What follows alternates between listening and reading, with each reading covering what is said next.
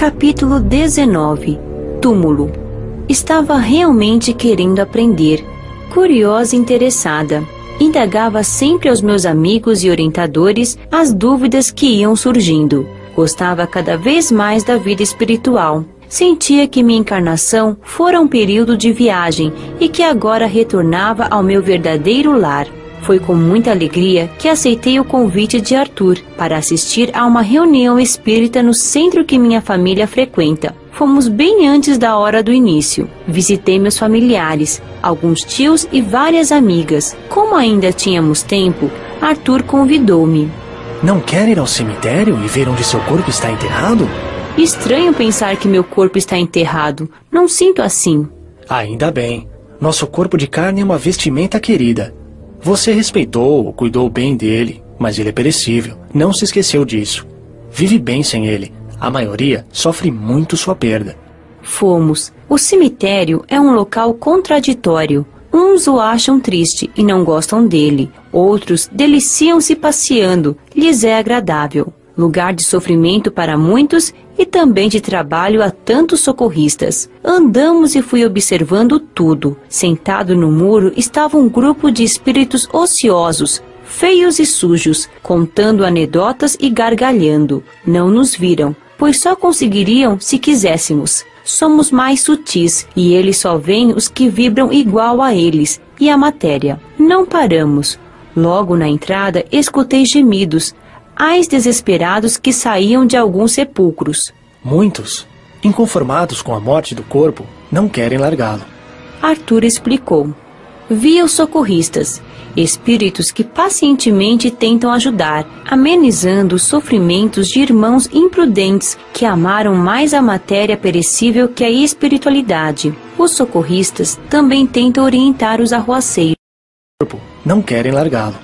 Arthur explicou.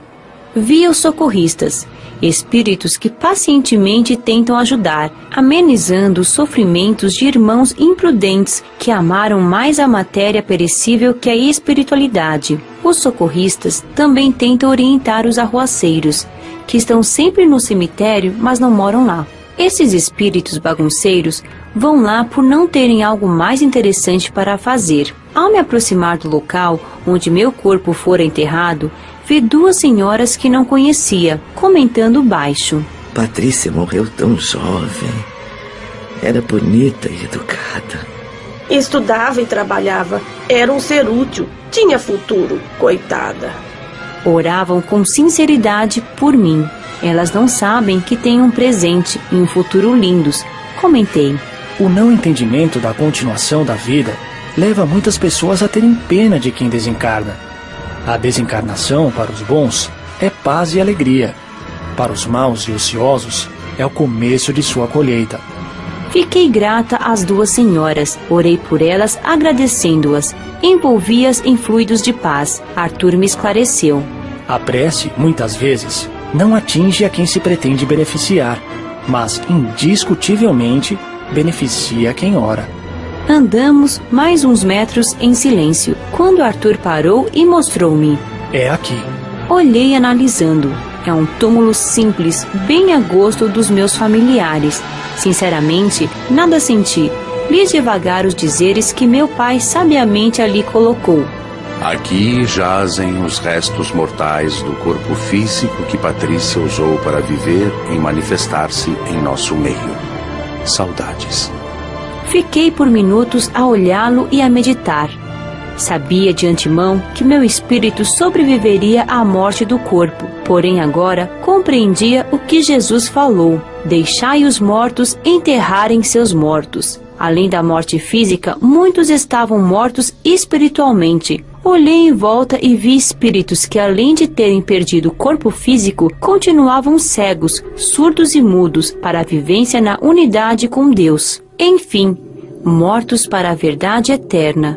Observando melhor, vi que não havia diferença substancial entre o encarnado avesso ao espírito e o desencarnado esquecido de sua semelhança com Deus. Os fluidos, tanto de um como de outro, eram apagados, feios, até cheiravam mal, como encarnados que vibram mal e não fazem sua higiene corporal. Vamos, Patrícia. Arthur me chamou. Sim.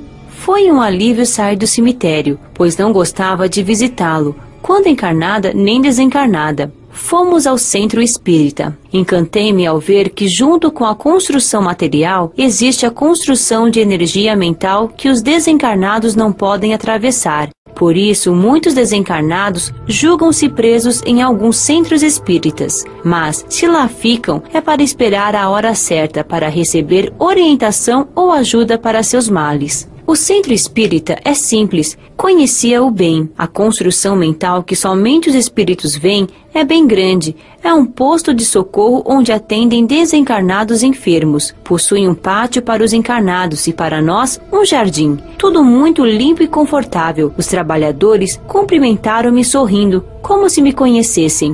De fato a conhecem. Arthur esclareceu-me. Você frequentava o centro espírita encarnada. Tantas vezes orou pelos irmãos infelizes. Respondi timidamente aos cumprimentos e agradeci o carinho. Patrícia, disse Arthur, tenho trabalho a fazer. Você ficará aqui com Tião e Lourenço. Quando começarem os trabalhos, mandarei buscá-la. O aqui que Arthur se referiu é a frente do centro. Para os encarnados há um portão, um corredor e uma porta. Para nós, após o portão, existe um corredor mais estreito e uma saleta onde está a recepção, local onde são atendidos desencarnados que ali buscam socorro e orientação. Em seguida, são atendidos e encaminhados aos trabalhos e à ajuda necessária. Do mesmo modo que vão os encarnados em busca de ajuda, vão também muitos desencarnados. Curiosa, fiquei observando tudo e começaram a chegar os que pediam auxílio. Muitos vinham acompanhando os encarnados. Uma senhora veio pedir pelo filho, também desencarnado, que vagava pelo umbral. Um senhor queria ajuda para a filha encarnada, que se achava em crise conjugal por influência de um desencarnado perturbado. Tião e Lourenço anotavam os pedidos, depois os orientadores estudavam, procurando atendê-los no que fosse possível. Um senhor idoso aproximou-se, andava com dificuldade e queixou-se. Vinha aqui pedir orientação ao seu Zé. Há tempo estou doente e pioro a cada dia. De uns tempos para cá, todos parecem ignorar-me. Não me dão atenção, nem remédios. Não conversam comigo. Não lhes fiz nada. Como sei que seu Zé ajuda a muitos, venho pedir-lhe ajuda. Posso falar com ele? Falava mole, olhando para os lados, e de repente encarou-me. Valha-me Deus! Gritou. A filha morta do seu Zé! Uma assombração! Acudam-me! Corri e me escondi atrás de Tião. Não sabia o que fazer. Lourenço aproximou-se dele, acalmou-o com passes, e outros trabalhadores vieram e levaram-no para o interior do centro. Logo mais receberá a orientação por meio de uma incorporação. Lourenço disse sorrindo. Tem um jeito de assombração? Indaguei, rindo para meus amigos. Que susto o coitado levou. Não queria assustá-lo e nem quero fazer isso com ninguém. Você não assombra, e sim enche de luz e alegria onde está. Lourenço falou bondosamente. Desencarnado que não sabe reconhecer seu estado, teme outros desencarnados. Muitos têm medo até de entes queridos.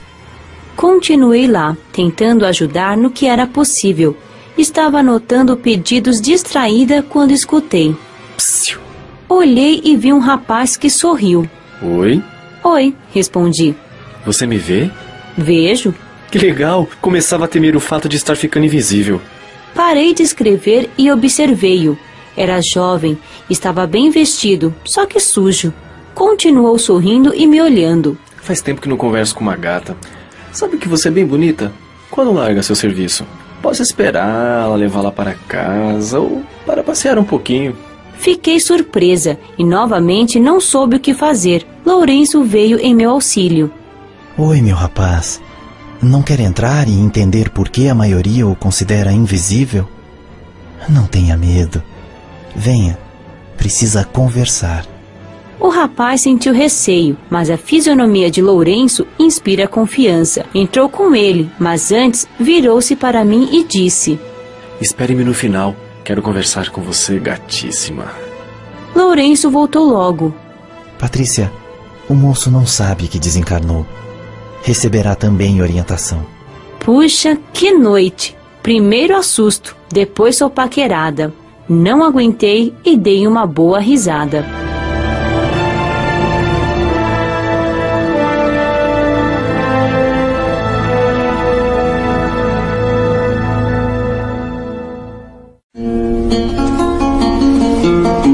Capítulo 20. No Centro Espírita. Quando estava para começar a reunião, Maurício veio buscar-me e fomos para o salão. Ficamos na parte direita de quem entra e sentamos. Esse espaço é reservado a visitantes desencarnados. Sentamo-nos em cadeira plasmada, acima do solo material, e não nas cadeiras dos encarnados. Conhecia todos os encarnados presentes. Foi prazeroso vê-los.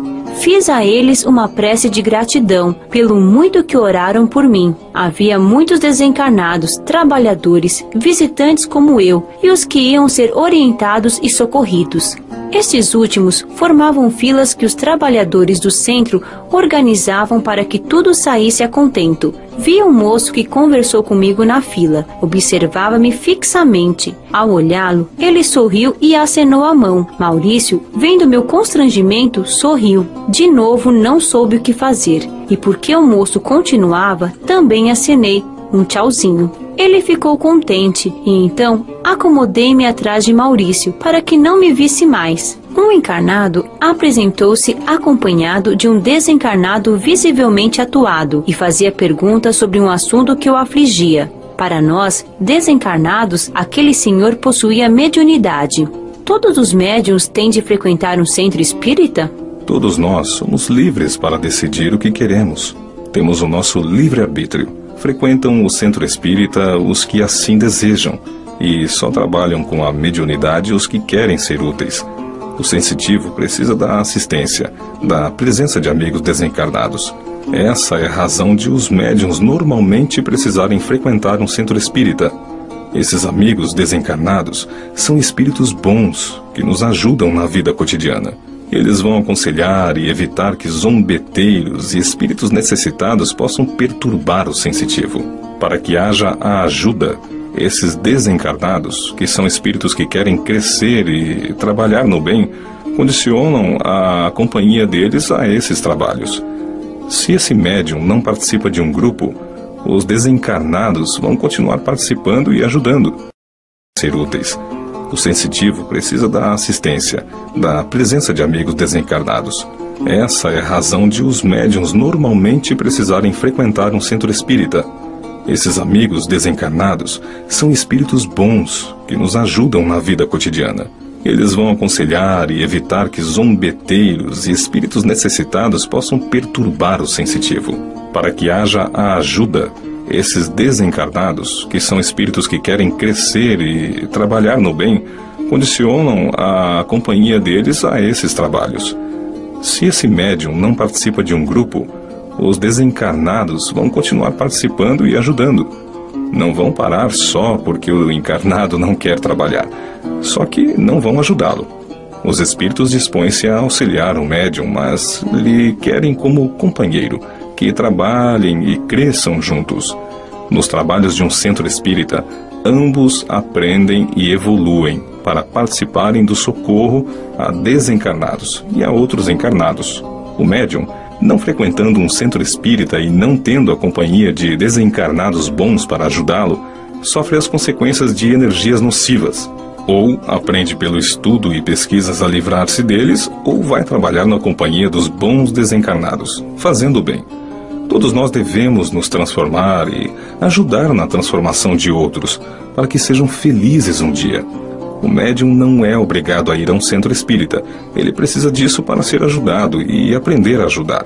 Para isso, não existe lugar melhor que o centro espírita. Um frequentador do local, um encarnado querendo aprender, indagou a meu pai. Podemos tirar lições de perseguições que desencarnados ignorantes nos fazem? É certo querermos nos livrar deles? Tenho visto muitas pessoas que aqui vêm, resolvem seus problemas e não voltam mais. Papai pensou rápido e respondeu. Muitas pessoas vão aos centros espíritas para pedir ajuda, para livrar-se de seus desafetos, como se fossem a uma loja buscar algo que querem para seu conforto.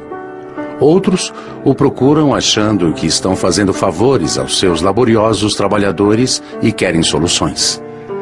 Esses encarnados não veem que, se algo está errado com eles, com seu bem-estar, isso acontece pela sua própria imprudência. Agindo em função do seu egoísmo, imaginam que estão sofrendo por erro alheio. Acham que não fizeram mal algum e que Deus não faz mais que a obrigação em atendê-los. Aliviados, esquecem-se completamente do ocorrido e voltam a ser como eram antes. Outros, ao depararem com a pressão maldosa dos desencarnados perturbadores, buscam o socorro. Sim, é certo buscar o socorro. Aliviados, param para pensar. 2 fatos lhes chamam a atenção: o mal-estar interior e o alívio. Compreendem que algo sutil, não visível aos sentidos, age ora prejudicando, ora auxiliando. Baseados nessa compreensão, iniciam sua mudança para melhor.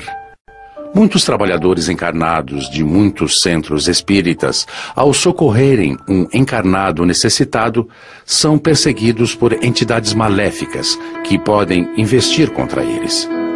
Mas, em vez de se sentirem mártires do bem, benfeitores do semelhante, aproveitam as chicotadas para aprimorar-se.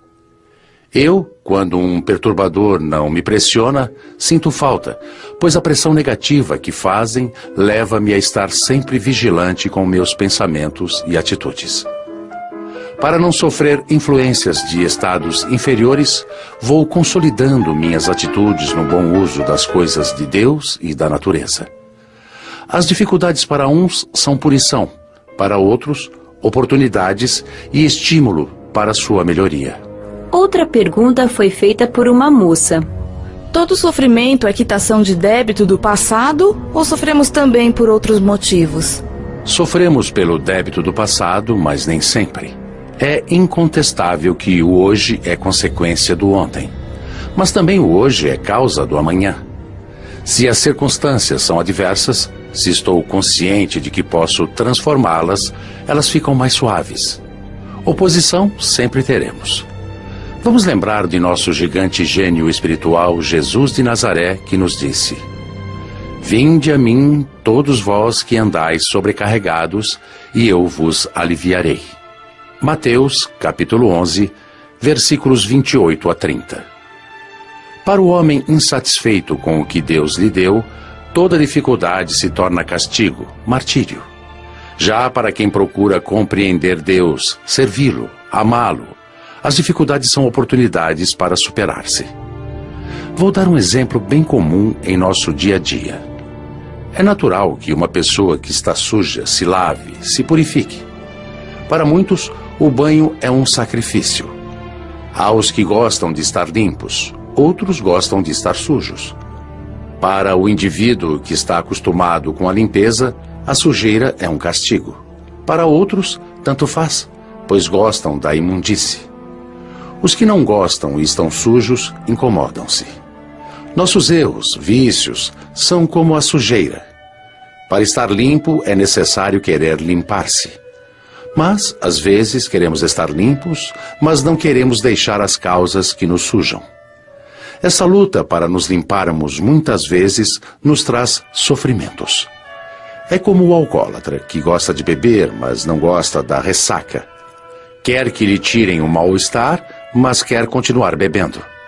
Assim são muitos os que procuram a casa espírita e querem, pelo passe, eliminar o mal-estar da ressaca, dos seus erros, mas querem continuar no vício.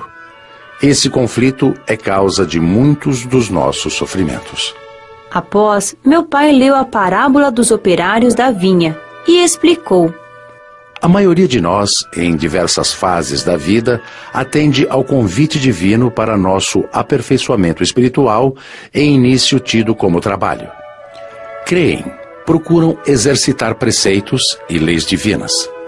Essas leis aprimoram a convivência dos seres humanos no seu convívio no dia a dia. Aqueles que se voltam para esse aperfeiçoamento são, nos dizeres da parábola, os assalariados. Esses crentes da bondade, do amparo divino, dedicam sua existência ao exercício da fraternidade, da solidariedade e do amor prescritos pela sua crença como pontos fundamentais que propiciam a chegada de uma nova era, em que os homens deixarão de se matar, de se explorar, de serem egoístas. Trabalham intensamente esse modo de viver, inspirados na promessa de Jesus de que haverá um novo céu e uma nova terra. Jesus sempre usou símbolos materiais para inocular neles um grande significado espiritual. A vinha simboliza o cosmo. O cosmo é a casa de Deus. Todos somos chamados a participar espontaneamente dessa vida comunitária, não em termos estreitos e egoístas, mas em posição totalitária. O fato é que somos filhos desse cosmo e, como tais, devemos agir. Mas, enquanto a consciência dessa filiação não acontece no interior do indivíduo, nós adiamos por mais ou menos tempo a nossa participação consciente nessa sinfonia universal. Aí então dividem-se, como na parábola, diversas épocas em que nos colocamos à disposição do divino para viver e usufruir de sua vinha.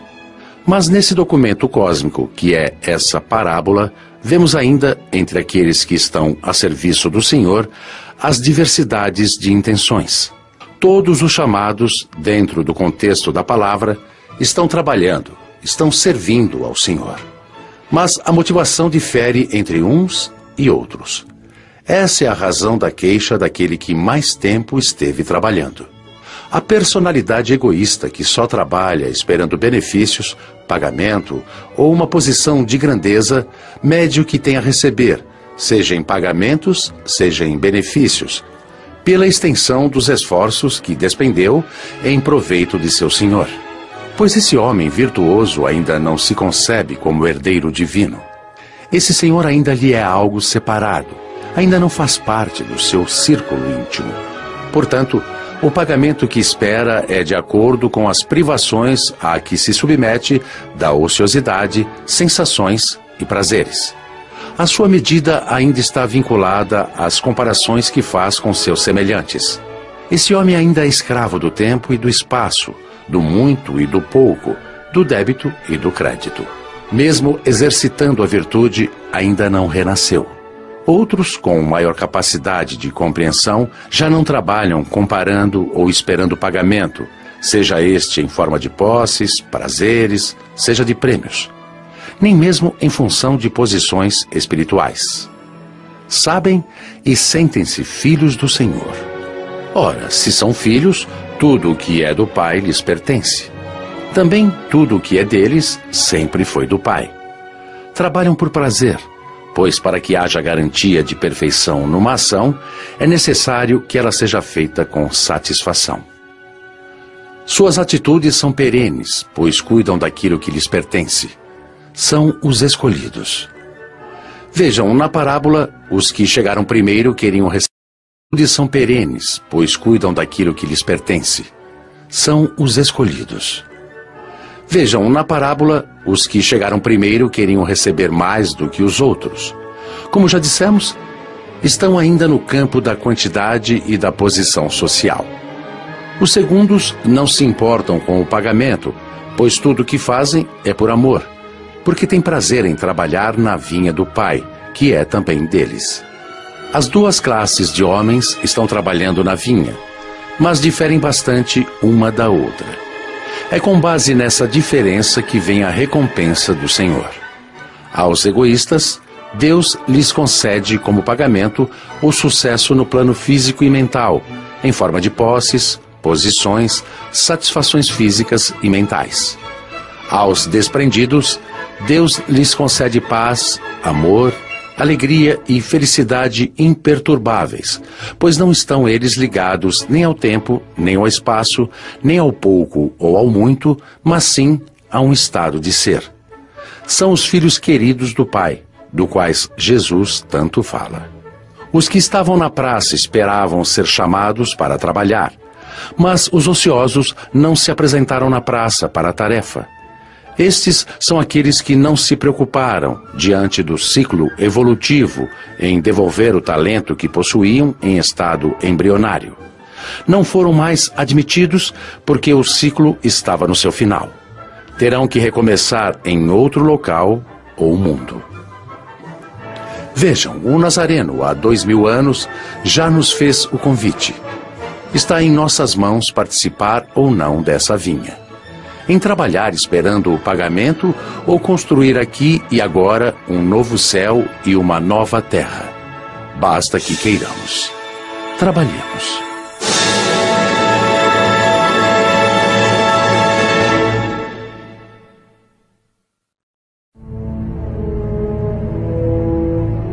Capítulo 21.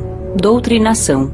Após a prece, iniciou-se a doutrinação dos desencarnados. Apagaram-se as luzes para facilitar a concentração, evitando distrações visuais e proporcionando assim as projeções mentais que agiriam com mais facilidade no mundo astral. Encarnada, sempre gostei de prestar atenção nas doutrinações dos desencarnados. Cada um tem sua história, e algumas são bem interessantes. Agora, presenciando a orientação, o socorro, do lado de cá, gostei mais ainda, é bem mais fascinante. Mas, ao ver muitos mutilados, muitos com sinais de torturas, fiquei um pouco apreensiva. Era um grupo que fora libertado do umbral, pelos trabalhadores do centro, e lá estavam presos como escravos. Alguns estavam abobalhados, observei-os e senti dó. Maurício disse-me baixinho: Patrícia, nada é injusto. Colhemos o que plantamos. A reação é de conformidade com a ação. Pelo menos 2 desses espíritos devem falar, pela incorporação, um pouco de suas vidas. Verá que ignoraram os ensinamentos de Jesus e viveram, quando encarnados, para os prazeres, para a matéria e prejudicando o próximo. 2 deles foram feiticeiros ou macumbeiros, fazendo mal por dinheiro. Usaram desencarnados como empregados. Estes os serviram, mas depois a situação se inverteu e foi a vez de eles os servirem. Todos vão ser socorridos, curados e levados para a recuperação no hospital da colônia. Muitos dos necessitados se utilizariam da incorporação. Entre eles, muitos não sabiam que haviam desencarnado. Normalmente, ao comparar suas situações, o desencarnado com o encarnado compreendem que o corpo físico morreu. Quando nós, desencarnados, chegamos perto de um encarnado, notamos logo a diferença, a não ser que estejamos completamente iludidos e, não querendo aceitar a realidade, fingimos não perceber. Comparando-me com o encarnado, sinto-me leve, solta, pois o perispírito é um corpo muito mais delicado e sutil do que o material. Maurício, sabendo o que eu pensava, aproveitou para esclarecer. Em centro espírita, onde o bem é a meta, a incorporação é feita para ajudar. O desencarnado necessitado de auxílio recebe orientação e cura nesses trabalhos de caridade. A percepção de estar ou não encarnado é essencialmente mental. Como há o medo da morte, do desconhecido, o desencarnado mantém-se iludido de que ainda está no corpo físico. Mas há espíritos que conhecem seu estado e gostam de incorporar. São os que ainda não se realizaram espiritualmente. O corpo mental encontra prazer nas necessidades físicas. São os que necessitam de uma orientação séria e honesta. Mas enquanto não a recebem, a maioria não quer nem receber nem mudar. Incorporam em médiums invigilantes, sem estudos, que não frequentam lugares que seguem a orientação de Kardec. E fazem isso porque, incorporados, sentem florescer instantaneamente todos os desejos mundanos. Em muitos casos, fazem até certos favores aos encarnados. Puxa, não pensei que existissem desencarnados que gostassem de se sentir no corpo carnal. Os que idolatram a matéria e gostam somente do prazer e não da dor que o corpo possa sentir, gostam de incorporar. Mas prestemos atenção agora, as doutrinações começaram. 2 do grupo de escravos que tanto me impressionou foram os primeiros a receber ajuda pela incorporação. De fato, falaram um pouco de si. Fizeram maldades e, tendo oportunidade, não fizeram bem nem aos outros nem a si mesmos. Esse bem a si mesmo significa que tiveram oportunidade de aprender, de se instruir moralmente, religiosamente e não o fizeram. Viveram encarnados, sem se preocupar com a desencarnação, sem pensar que seriam obrigados a colher do que plantaram. Todos do grupo tiveram perispírito recuperado, curado, e ficaram numa outra fila para serem levados para a colônia. Fiquei mais aliviada ao vê-los livres do sofrimento e desejei de coração que se recuperassem espiritualmente, que a dor tivesse conseguido ensiná-los e que se voltassem realmente para Deus, afastando-se do mal. O senhor que tinha se assustado comigo foi esclarecido e recebeu por meio dos médiuns orientações e, preocupado com suas dores, esqueceu que me viu. Numa comparação de seu corpo com o dos encarnados, entendeu sua situação. Foram também socorridos muitos espíritos que estavam com o perispírito lesado e necessitavam se harmonizar. Estes lesados eram os que se sentiam, como encarnados, todas as suas doenças. A impressão é forte e o não entendimento da desencarnação faz com que continuem doentes. Em outros, o remorso destrutivo levou-os a lesar o perispírito. Como são imprudentes a maioria dos encarnados, a morte do corpo não parece ser para eles. Quando desencarnam e sofrem, desesperam-se e perturbam-se. O moço com quem havia conversado antes ficou na fila. No começo, parecia divertir-se, mas depois se comportou educadamente e, prestando atenção nas orientações que os outros desencarnados recebiam, começou a chorar baixinho. Inteligente, entendeu logo que tinha desencarnado. Lourenço veio em sua ajuda, abraçou-o e mimou-o como um nenê. Amparado, recordou como seu corpo físico morreu. Teve medo. Que seria dele? Lourenço mostrou-lhe o lugar para onde iria. Seria levado para a escola na colônia. Tranquilizou-se e adormeceu. Foi levado para outra fila, pois não precisaria de incorporação. Ainda bem. Não pude deixar de pensar. Não deve ser agradável estar desencarnado e agir como um encarnado. Infelizmente, sei que acontece isso com a maioria. A desencarnação é natural e para todos. Quando o corpo morre, a maioria sente-se perdida e perturbada. Pior ainda quando não fez boas ações. E terrível quando se praticou muitas ações más. A desencarnação não muda muito o modo de vida que se tinha quando encarnado. Quem cultua a matéria, a ela fica preso. Quem entesoura bens espirituais é um bem-aventurado no plano espiritual. Não se deve viver encarnado só pensando na morte, mas também não se deve ignorá-la. Não pensar na morte para si e não entender que seja normal esse fato acarreta muitas perturbações, porque sendo o perispírito cópia exata do corpo, sente-se as mesmas necessidades até entendê-las e superá-las. Aquele moço achou ali, no centro espírita, o entendimento. Com os outros, seria levado à colônia, onde aprenderia a viver como desencarnado. O medo que teve foi do desconhecido, do que seria dele.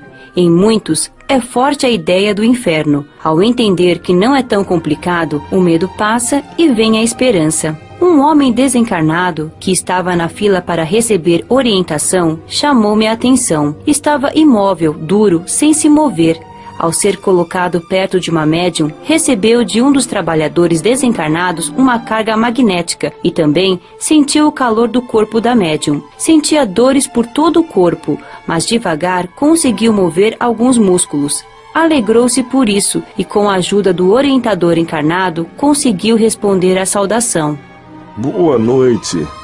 Vencendo as dificuldades, foi conseguindo falar. Quando encarnado, fora orgulhoso, senhor de muitos bens, sua vontade era lei. Cometeu muitos erros, gostava muito de si mesmo, de sua imagem, era forte e arrogante. Mandou fazer uma estátua sua. Realmente o artista o esculpiu muito bem, ficou linda.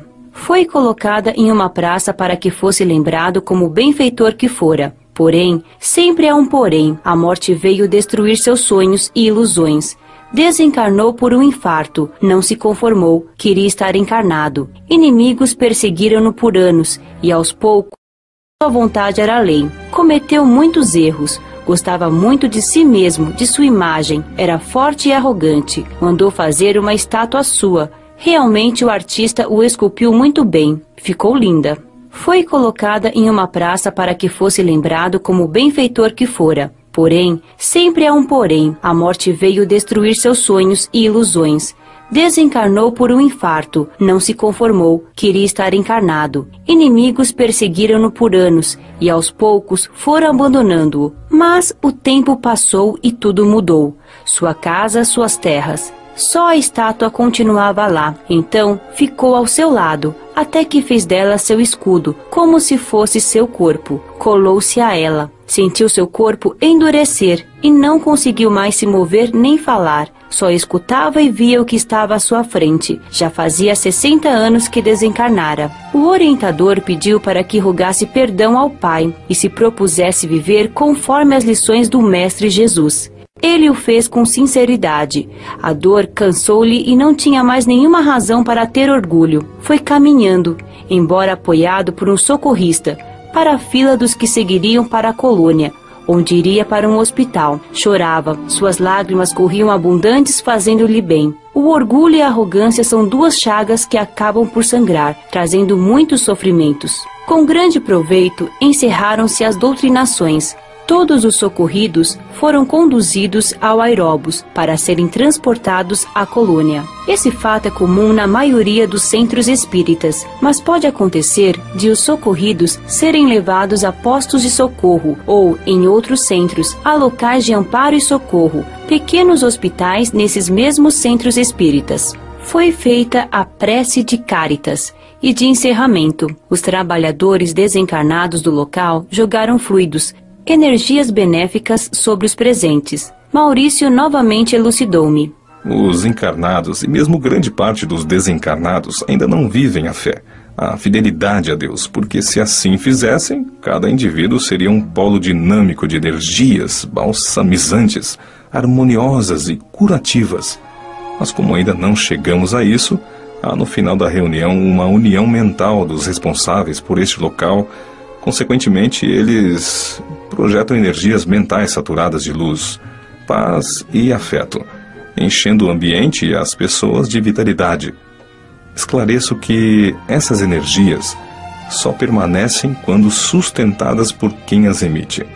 Apesar de todo o ambiente estar assim saturado, só se beneficiam dele aqueles que, por meio do sentimento afetivo, sintonizam-se com essas vibrações de amor e de afinidade espiritual. Esses fluidos, energias, são maravilhosos, fazendo muitos desencarnados chorarem emocionados. Parece uma chuva fininha e colorida a cair do teto, iluminando suavemente o local, com um aroma agradável. Concentrei-me e abri meu coração para recebê-los. Por segundos, senti-me molhada, senti a luz entrando nos meus poros. É uma alegria indescritível. A reunião terminou e acenderam as luzes. Os encarnados conversavam amigavelmente. Aproximei-me de minha mãe e a beijei, e depois papai. Saíram todos, apagaram as luzes e fecharam o local. Mas não ficou escuro no plano astral. O trabalho continuaria por muitas horas. Minutos depois, Maurício chamou-me para voltarmos à colônia. Ainda não sabia volitar até lá sozinha. Lourenço acompanhou-nos. Para sair da colônia, os internos necessitam de autorização. Os que já têm conhecimento e trabalho são chamados de moradores e também necessitam dessa autorização. Só transitam sem ela os que trabalham nos dois planos, na crosta e na colônia. Todas as minhas vindas ao plano físico eram com permissão e só depois de muito tempo é que pude vir sozinha. As colônias são lugares seguros, de paz, saturadas de energias edificantes. Entre os encarnados, as energias são heterogêneas e podem ser perigosas para alguns desencarnados despreparados. Estava feliz, queria aprender a ser útil. Sabia que não bastava só a vontade para servir, necessitava saber. Sempre amei o centro espírita, a doutrina espírita. Ter assistido a uma reunião proveitosa alegrou-me mais ainda. Olhando o firmamento com suas inúmeras estrelas, agradeci a Deus. Tinha muito que agradecer e nada a pedir, mas roguei: Pai, alimenta minha vontade de aprender e de ser útil. Volitar é tremendamente agradável.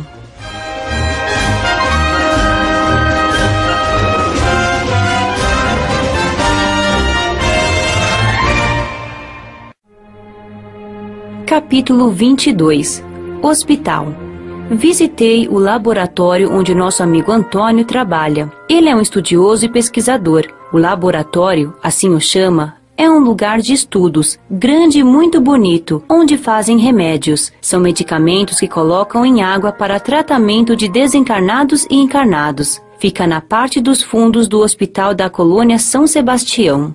Normalmente, todas as colônias têm essa parte laboratorial. São 6 os estudiosos que trabalham lá. Antônio tem o maior carinho e orgulho desse recanto. Recomendou-me ao entrar. Menina Patrícia, preste atenção e não esbarre em nada.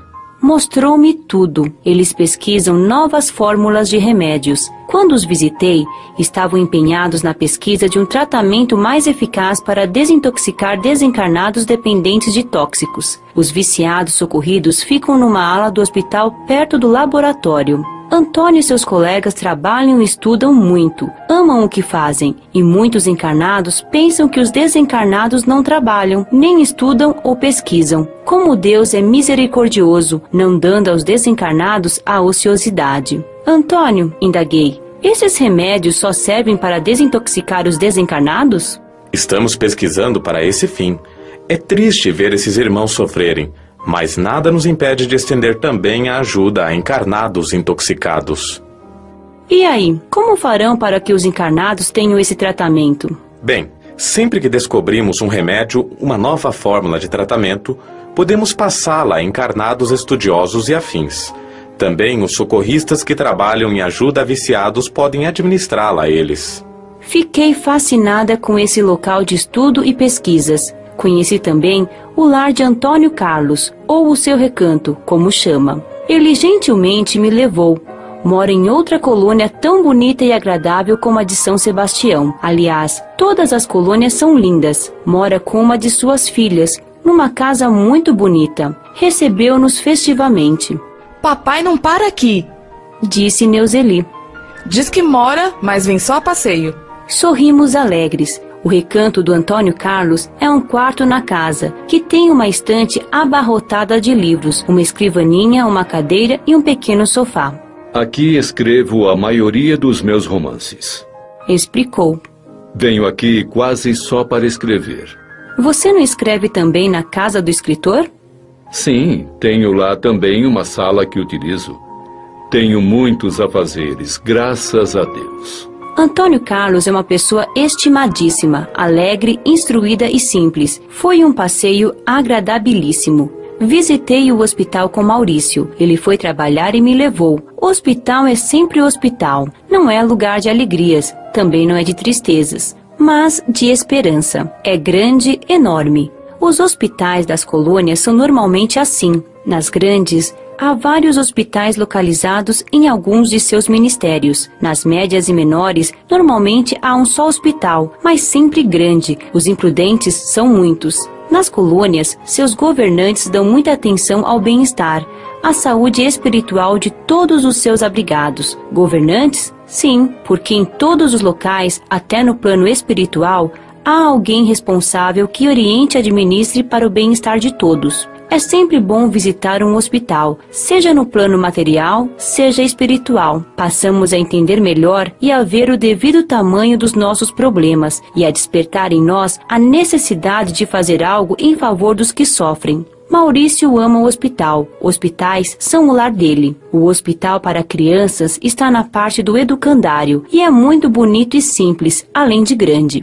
Nele ficam crianças e jovens em recuperação. Normalmente não trazem enraizadas doenças e os reflexos neles são mais fracos. Logo estão bem. O hospital que visitei é para adultos e só conheci a parte destinada aos doentes que estavam melhor. Maurício disse-me que ainda teria muito tempo para conhecer todo o hospital, portanto o restante ficaria para nova oportunidade. Ao seu redor havia jardins e canteiros floridos, com bancos confortáveis, onde os internos em recuperação passeavam e conversavam. Maurício, você mora aqui? Não. Tenho meu cantinho na terra, no posto de socorro do Centro Espírita. Trabalho lá e aqui. A frente do hospital é muito bonita, possui grandes pilares, é pintado de branco e bege claro. Na entrada está a recepção. Ali é informado todo o andamento do hospital, desde onde se acham os trabalhadores e quem são os internos. Possui muitas dependências, partes ou alas, como são tratadas nesta colônia, e os pavilhões. Digo nesta colônia porque as designações variam conforme o local. As alas são divididas e designadas por letras e números. A frente do hospital é muito bonita, possui grandes pilares, é pintado de branco e bege claro. Na entrada está a recepção. Ali é informado todo o andamento do hospital, desde onde se acham os trabalhadores e quem são os internos. Possui muitas dependências, partes ou alas, como são tratadas nesta colônia, e os pavilhões. Digo nesta colônia porque as designações variam conforme o local. As alas são divididas e designadas por letras e números: A, B, C, 1, 2, 3. Na ala direita, nos fundos, estão as moradias de alguns de seus trabalhadores. As enfermarias são salas grandes, bem ajeitadas e com banheiros. Nem todas têm o mesmo tamanho, umas são maiores, outras menores. Existem enfermarias masculinas e femininas. Depois da recepção, há o salão da oração, ou prece, onde internos oram independentemente da religião que tiveram quando encarnados. Nele, há somente cadeiras confortáveis, e suas paredes são brancas e sem adornos. Na frente, há uma parte mais alta, onde em certas horas do dia, orientadores fazem orações em voz alta. Muitos internos imaginam, nessa parte mais elevada em cerca de 10 centímetros, altares, imagens, oratórios e etc., de que gostam e onde costumavam orar. Existe ali quantidade muito grande de fluidos salutares, beneficiando os que oram. Na frente do salão de orações, há uma pequena biblioteca que os internos podem frequentar. Os trabalhadores do hospital oferecem aos internos livros doutrinários e também o Evangelho para os que querem ler. Os internos atendidos, infelizmente, são muitos e dependerá deles mesmos o tempo que lá permanecerão. Segui Maurício, que ia explicando o que havia em cada ala. Entramos numa enfermaria. Ouvia-se o zum zum zum. Conversavam entre si. Quando entramos, todos se calaram e olharam amorosamente para ele, que com carinho e atenção foi de leito em leito. Conversava, sorria, animava e esclarecia. Fiquei ao seu lado só observando. Quando saímos da primeira enfermaria, indaguei: por que pararam de conversar com sua chegada? Talvez por saberem que lhes dou atenção e carinho. Por que você não tenta me ajudar? Vou tentar. Maurício, o hospital recebe muitas visitas? O hospital recebe visitas de grupos de estudos e de pessoas como você, que querem conhecer e aprender. Os internos também são agradecidos pelas visitas. A maioria deles as recebe em dias e horários próprios, de amigos e parentes. Eles são muito agradáveis. A enfermaria seguinte era feminina. Pus-me a ajudar, ajeitei-as no leito e indaguei como estavam. Só por terem alguém com quem falar de suas mágoas e queixas, sentiam-se melhores. Fui com Maurício às 5 enfermarias. Cansei-me. Pela primeira vez na colônia, senti-me cansada.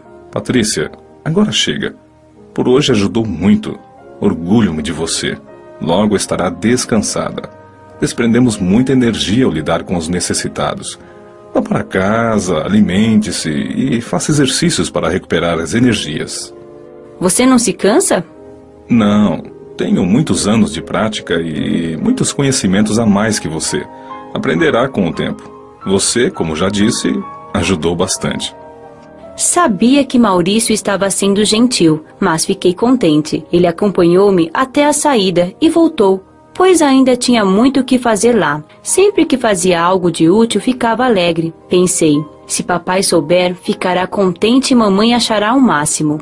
Voltei devagar, apreciando as ruas e as pessoas que por elas transitavam. É tão bonito, agradável andar pela colônia. Cheguei em casa e já estava descansada e sentindo-me muito bem. No outro dia, iria a uma reunião da escola, onde trabalhava. Era trabalho que me enchia de alegria. Falar com os amigos com quem trabalhava dava-me segurança e contentamento. Estava curiosa para saber de que trataria a reunião.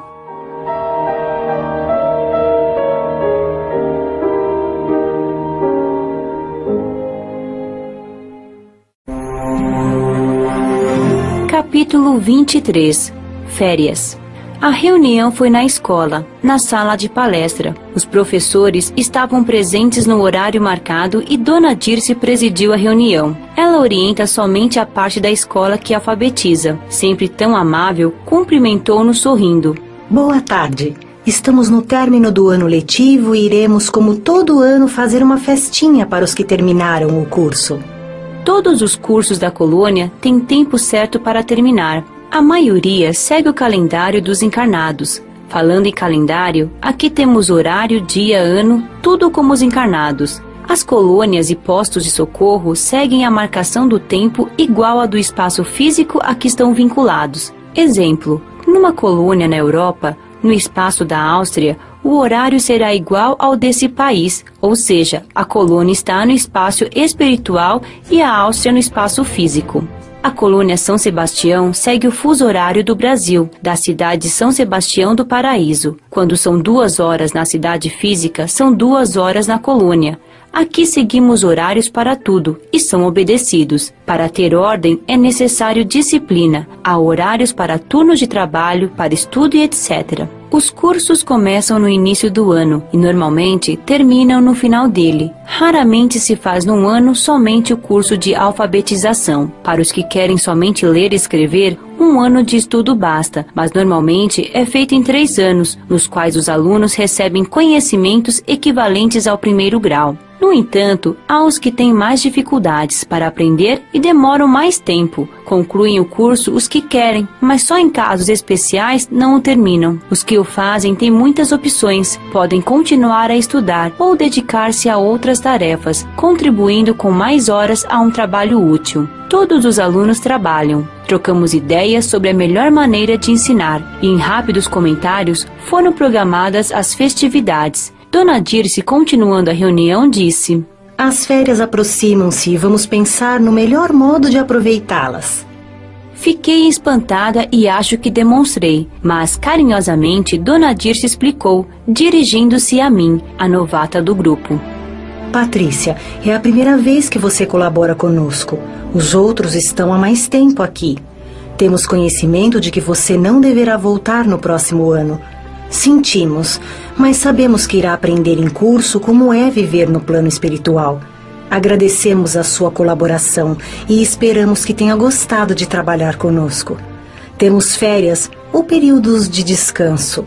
Os trabalhadores têm um período após certo tempo de atividade para descansar ou cuidar de problemas pessoais. Enfim, para dedicar-se ao que quiser. Temos férias como os encarnados, mas nem tanto. Normalmente são períodos de 2 semanas, no máximo 3 ou poucos dias. Tanto os alunos como os professores da escola têm férias no período do Natal. Para os alunos é um período de descanso após uma etapa de estudos. Também todos os anos há uma festinha para os que concluíram o curso. Nós, os professores, merecemos as férias. Embora eu saiba que nenhum de nós fique sem fazer nada. Aproveitamos para visitar familiares encarnados e desencarnados, participamos de socorros extras a irmãos que sofrem. São poucos dias, pois reiniciaremos o trabalho na 2ª semana de janeiro. Não gostaria de ficar sem fazer nada. Trabalho há tão pouco tempo, falei.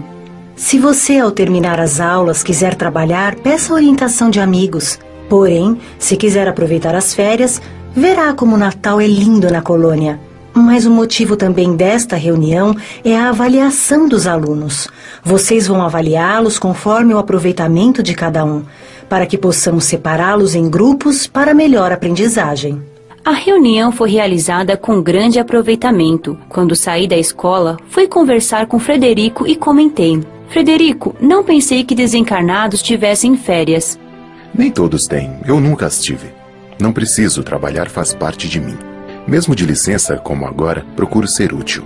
Mas todos os que trabalham têm direito a um descanso. Os orientadores das colônias organizam os trabalhos de modo que todos tenham um período livre para descansar. Esse período é livre para fazer o que se quer dentro das normas da colônia. Muitos passam com os entes queridos encarnados ou desencarnados, vão visitá-los e muitos os ajudam. Como também podem dedicar-se a outras tarefas ou visitar outros locais. Para os novatos na colônia, as férias são importantes, principalmente aos jovens. Ajudam na sua adaptação. Não quero ficar sem fazer nada nesse período, mas não sei o que fazer ou o que posso fazer. Frederico sorriu. É bom que aprenda a fazer muitas coisas para dedicar-se no futuro pelo que possa ser mais útil a você e aos outros. Quase não dormia, por isso tinha muito tempo. Pedi a Frederico: não posso ajudá-lo por mais tempo? Sim, alegro-me por tê-la ao meu lado. Será que poderei ser realmente útil? Quando queremos, somos. Respondeu, animando-me. A escola amanheceu em festa no dia marcado para as festividades de encerramento. A entrega dos certificados foi à tarde, com uma alegria sincera. O diploma não significava um comprovante, porque o que interessa realmente é o que se aprende. Mas não deixa de ser uma conquista e os que receberam estavam felizes. Agradeci aos colegas e a Dona Dirce pelo carinho, atenção e a ajuda que recebi no pouco tempo que ali estive. Conversei muito com Dona Dirce.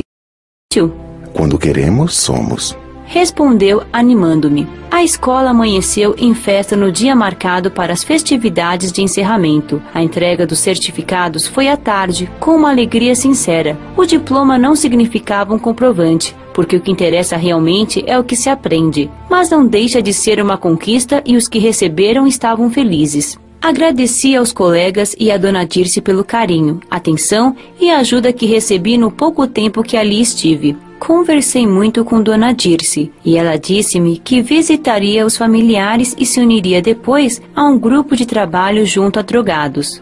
Nas minhas férias, faço sempre esse trabalho. Aqueles que se perdem no vício são os verdadeiros escravos, necessitados de liberdade. Gosto muito de colaborar nesse socorro, mas é ensinando que me realizo. Amo ensinar. Também gosto, respondi, mas estou mais interessada em aprender. Dona Dirce, sou muito grata à senhora. Obrigada por tudo. O coral infantil veio brindar-nos com lindas canções natalinas e alguns salmos. Estavam vestidas iguaizinhas, de amarelo clarinho. Todas lindas, pois não há crianças feias. Aqui são todas saudáveis e felizes. Gostam de cantar. Encantam quem as escuta. São tão alegres que irradiam felicidade. Lúcio, um de meus alunos, aproximou-se e entregou-me um poema que havia feito. Era simples, exaltava o mestre e a alegria de aprender. Agradeci comovida. Patrícia, encarnado fui um doente mental, um excepcional. Há tempos desencarnei. Fui socorrido e aos poucos fui me recuperando e passei a trabalhar, a fazer pequenas tarefas. Os orientadores insistiram para que estudasse e há pouco tempo interessei-me em aprender. Envergonhava-me de minhas dificuldades, pois, quando encarnado, escutava muito que era burro, sem inteligência. Sofri bastante, tive muitas dores, fui desprezado, passei fome, frio e fui muito doente. Desencarnei adulto. Aqui é tão diferente. Amo a colônia. Sinto que não fui deficiente em outras existências. Mas não quero recordar o passado, pois tenho medo dele. Os professores disseram-me que sou como um fruto verde. Não estou preparado, pronto para recordar o passado. Realmente não quero. E por não querer, tenho que aprender novamente. E agora faço isso com gosto. Lúcio afastou-se, fiquei a pensar. Dona Dirce, que se achava perto, vendo-me pensativa, aproximou-se. Lúcio contou-me que quando encarnado foi um excepcional. Sente que foi inteligente, mas não quer recordar o passado, preferindo aprender de novo. Patrícia, nenhum encarnado é deficiente mental sem motivos. E os motivos são vários. Lúcio, temendo o passado, não quer recordá-lo. Essas deficiências devem ter origem no abuso de uma inteligência brilhante. Por isso, aqui se tem o cuidado de não fazer da recordação do passado um sofrimento e um empecilho ao crescimento espiritual. O passado passou, não há como o mudar. Construímos o presente e o futuro. Se Lúcio quisesse recordar, o departamento que ajuda muitos a fazê-lo iria estudar seu caso e só permitiria se fosse para o seu próprio bem, porque muitos são imaturos para isso. Recordando seu passado, se fosse instruído, lembraria e teria seus conhecimentos. Mas ele tem dificuldades para aprender. Ele ainda não conseguiu se livrar por completo de sua deficiência. Mas está aprendendo. Não só se instruindo, pois as lições evangélicas fixam-se em sua mente, fazendo-o reeducar-se. Meus alunos presentearam-me com abraços, agradecimentos e com um buquê de flores. Fiquei emocionada. A festa foi linda. O Natal aproximava-se e sempre representava festa para mim, embora papai sempre nos alertasse que datas não representam nada e que o Natal passou a ser para a maioria uma festa material. Era a primeira vez que passava o Natal desencarnada e estava curiosa.